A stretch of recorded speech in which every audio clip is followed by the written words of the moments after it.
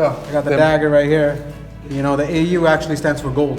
You know, that's the element of gold. Chemical line. Yes, exactly. So that's why I got the hair. You know, I wanted to get the AU, and this is the one I have, and it says only that shall be my bride. Because, ladies and gentlemen, this is your boy Nikhil, aka That Geek Punk, and you're watching That Geek Punk Show. And let me introduce you to the guest of honor, the undisputed, undefeated Punjabi prince. Let's go. Mansher Khera. 4-0, baby. 4-0. Undisputed, undefeated. Like, he is the Indian shine and proud. We are really proud of you, Paji. Thank you so The much. way you perform for India, the way you represent India outside, it's an honor for all of us to watch you like that. I really appreciate it, guys. I really appreciate the support. I'm always happy to have great people behind me. And to tell you, Paji has fought everywhere. Be it Gamebred FC, be it Anthony Pettis FC show, or be it IKON FC. Paji has fought everywhere. He has fought bare knuckle, he has fought MMA, he has even fought in BJJ.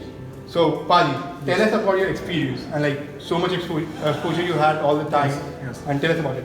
Well, I've been training for a long time. I've been training for 13 years now, and you know, I love martial arts. I love any art that has, you know, combat in it.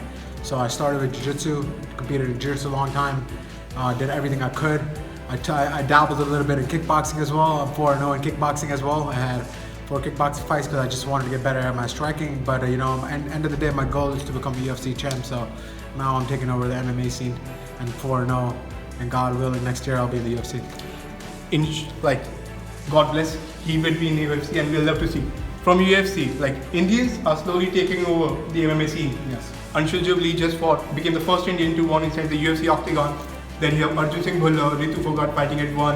Yes. And you have fighting like you're covering the Gamebred scene, Gamebred FC, you're fighting at IKON. You're taking over the scene at the US promotions. Yes. Yeah. So like Indians are slowly taking over the MMA scene. Like, yeah. What do you have to say about that? I think that you know, us Indians that live in the Western countries, you know, we are lucky in the sense that we were able to get the opportunity early on to you know, get up on the big stage and perform and stuff like that. And that's why you see a lot of the guys in the beginning were coming from the Western countries, just because of the opportunity. But now you're starting to see those opportunities are also arising in India because the sport's only getting bigger. And the sport is only getting bigger in this country. And I feel like in the next 10 years, you'll see many, many fighters rise up in the ranks. And I believe in the next 10 years, we'll have a world champion. Definitely, I wish it'll be something between you and Shul getting the world championship for both of you, man. Thank you. Like, it can be, I just want for the first. Yes, of course, if possible. Like, first of all, let me tell you to you, Mansher Paji is a really famous dude. Like, Shane Burgos follow him, Cody Nola follows him, and Dylan Dennis follow him. And most of all, one of the biggest MMA star, in fact, the biggest MMA star, Conor McGregor follows him on Instagram. So, Paji, have you ever flexed this among your friends or everybody? Conor McGregor follows you. I mean, I don't have to flex this, you know, there's something you just look up online, so there's no need to flex for me. And my flex is going to be that I'm the guy, you know, I'm the guy that people will say, hey, he follows me. Yeah. You know, so that's going to be my flex. So that's something to learn. That's something I got to learn today. Like, you be the flex, you don't have to flex others. Yes, exactly. Yeah, you be the flex. I'm grateful to have these people in my life, don't get me wrong. I'm grateful to have met these people and have them follow my journey online. You know, I look up to those guys as well. You know, they're great examples for me. But at the end of the day, you know, this is my journey and I'm focused on myself. And, you know, so when I flex myself. I don't flex anybody else. That's freaking good. Oh, well, you have sparred with Dylan Dennis, you have sparred with Shane Burgos. Like, how was the experience? Like, Shane is one of my regular training partners. We were on similar size. He's a big brother to me. You know, he's had the best, most experience in our gym. So, you know, I'm so lucky to have him, man. Like, it's crazy because, you know, to me, he's just a friend. He's just a training partner. You know, I don't look at him any differently. But now when you tell me, you know, hey, you train with Shane Burgos, it makes me think that, you know, how lucky I am and how grateful I am to have such a great champion in my gym. I think Shane Burgos feels the same way. I think Shane feels the same way for you. You know, there's always give and take. You know, there's so much he can teach me. And you know, luckily I can teach him as well. So so there's always a good trade. And like when Paji was coming to India, this time in a poster got up, Shane Burgos commented on it like, yeah, good for it, brother. Like they have like brotherhood between them. Shane and Mansher Paji, it's a total brotherhood. Same with Dylan Dennis. He treats him like a brother too. Like yes.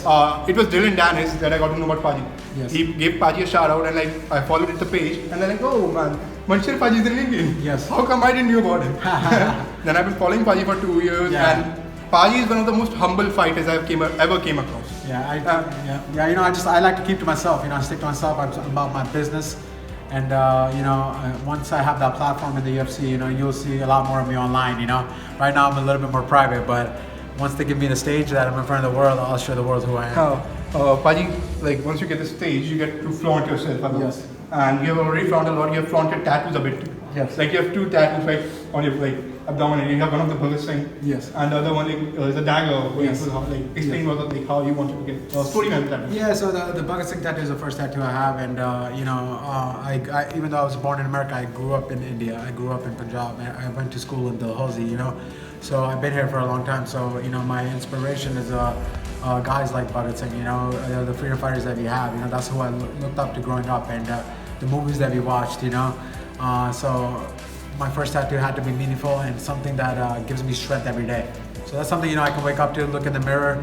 If I feel like I'm not on the right path, I'm able to look at it, and it forces me to face myself and make better choices myself.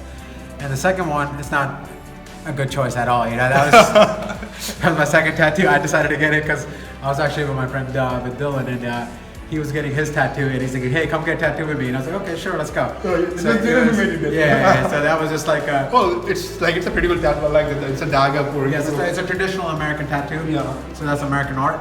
But I have on the side it was. Like it's like Indian on this side, American on this side. Exactly. He's carrying both. Oh, so like he's really like can't see the tattoo right now. Is it possible to see the tattoo? Yeah, of course. Yeah. So I got the dagger right here. The AU actually stands for gold. That's the element of gold. Chemical line. Yes, exactly. So that's why I got the head. I wanted to get the AU, and this is the one I have, and it says "Only that shall be my bride." Because what really impacted me about Bhagat Singh was that when he was 16 years old, and his parents started, pull him back from the things that he was doing, the activities he was getting into, and he wrote a letter to his parents, and in the letter he wrote that in imperialized India, only that shall be my bride, because they were trying to marry him off, and that's something that hit my heart. That's something that made me go, wow, this is such a strong person. That is something we all learn from Bhagat Singh, guys like Chandrasekhar Azad, Rajguru. These are all, like, they are your inspiration, they are my inspiration, they are every Indian's inspiration, and like we feel proud. And we are in-depth into them. Yes. Like this freedom, it's because of them. Yep. And we just can't come up, we can't sum it up in words. Like neither you or me, like we are grateful to them, and like we're grateful for people like you. You're taking their legacy ahead. You're taking them with you. You're like representing them in Indian culture. Yes. And Paji, like one last question, like it's my mom's birthday today, by the way. Happy birthday, Mom. If you can give her a wish. And happy birthday, Auntie G. Thank you, Joy. And one wish for Rahul Chabra Bhaiya. How you doing, brother? Rahul Bhai, we are missing you here. Both Mansher Paji and me. We would love to catch up with you here. But any few words for me. I just want to say, brother, I really appreciate you supporting me. I see it, and it makes my heart really happy to see that. And next time I'm here, I need to see you, brother. You need to make that trip happen, okay? Yeah. And thank you so much, Paji. Really means a lot. I'm meeting him after 2 years. I've been following you for 2 years now, and meeting him in person is like a dream come true, to be honest. And thank you so much for giving us your time. It's an honor. Of course, man. I'm happy to meet you too, brother. I'm happy to meet you. And let's catch up some other day. And we'll have Rahul Bhai with us. Okay. Sure. And thank you so much.